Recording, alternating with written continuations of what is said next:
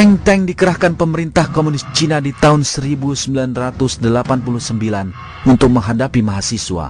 2.000 orang diantaranya tewas di lapangan Tiananmen. Ratusan ribu muslimin terbunuh di dalam kekejaman-kekejaman di Bosnia dan Kosovo, dan ratusan ribu lainnya mengungsi.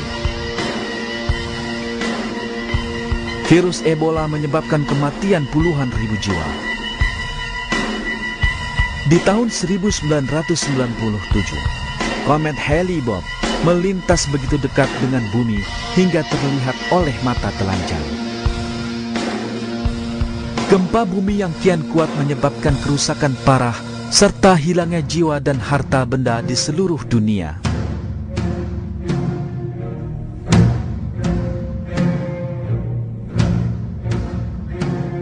Topan, tornado, angin puyuh, dan banjir akibat gejala atmosfer yang disebut El Nino menyebabkan kematian ribuan orang, jutaan lainnya kehilangan rumah, dan kerugian bermiliar-miliaran dolar.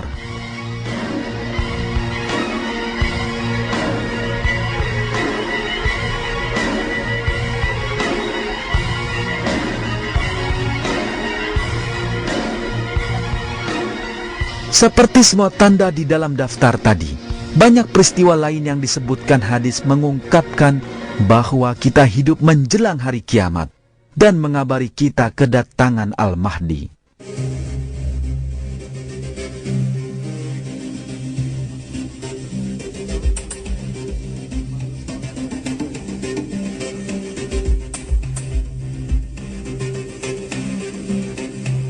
Ketika hari kiamat mendekat, hati orang beriman dilemahkan oleh hal-hal seperti kematian, kelaparan, pertikaian, hilangnya sunnah, dan hilangnya kesempatan menyerukan yang ma'ruf dan melarang yang munkar.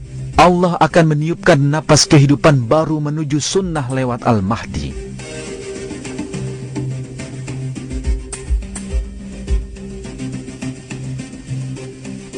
Al-Mahdi akan muncul setelah pembangkangan besar ketika yang haram dihalalkan.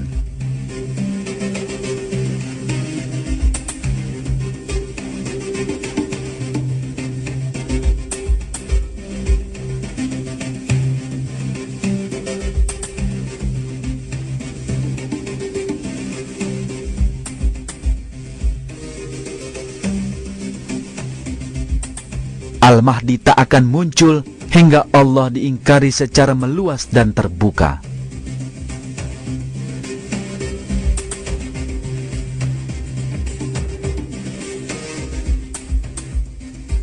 Aku bersumpah bahwa bencana-bencana hebat akan turun pada manusia hingga mereka tak akan menemukan tempat untuk lari dari kekejaman dan penindasan. Pada masa sulit itu, Allah mengutus Al-Mahdi.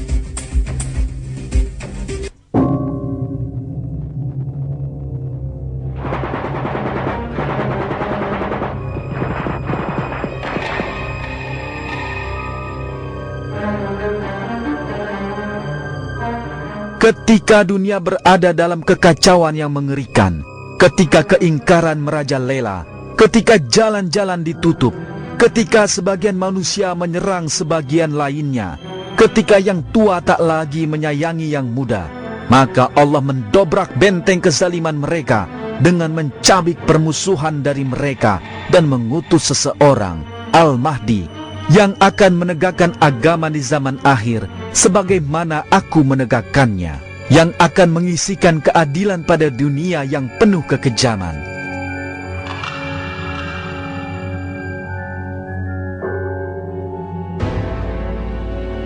Peristiwa-peristiwa yang kita simak di sepanjang film ini telah mengungkapkan bahwa kita hidup di zaman akhir dan Al-Mahdi segera datang.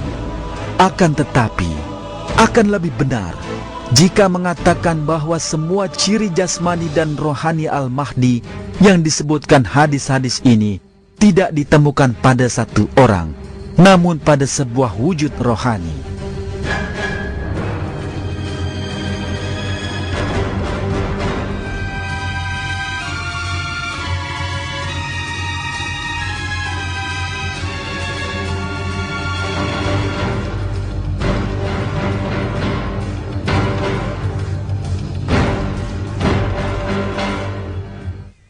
Di sepanjang film, kita menyaksikan serangkaian peristiwa yang terjadi satu persatu sejak tahun 1980-an.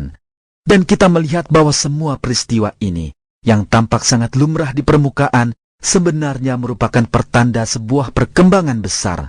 Semua peristiwa ini, yang terjadi dalam jangka waktu yang singkat, diuraikan oleh Nabi Muhammad berabad-abad yang lalu, dan terjadi tepat seperti yang diberitakan hadis-hadis. Kenyataan ini mengabarkan suatu kebenaran penting kepada manusia.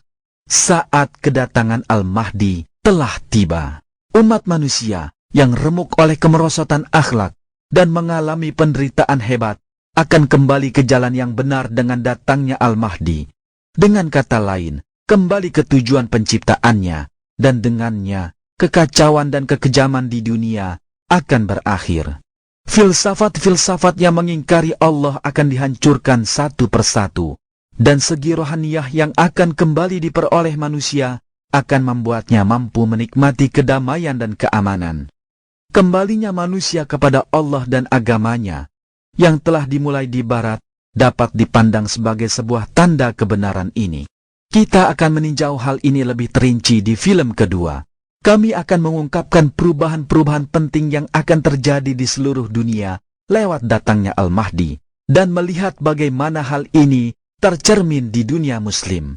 Kembalinya agama di Amerika Serikat dan Eropa akan dikaji, dan akhirnya akan kita pusatkan perhatian pada zaman keemasan yang amat sering dirujuk di dalam hadis-hadis. Akan kita lihat manfaat besar yang datang bersama munculnya sebuah gaya hidup baru yang cocok dengan fitrah manusia dan pendekatan diri kepada Allah.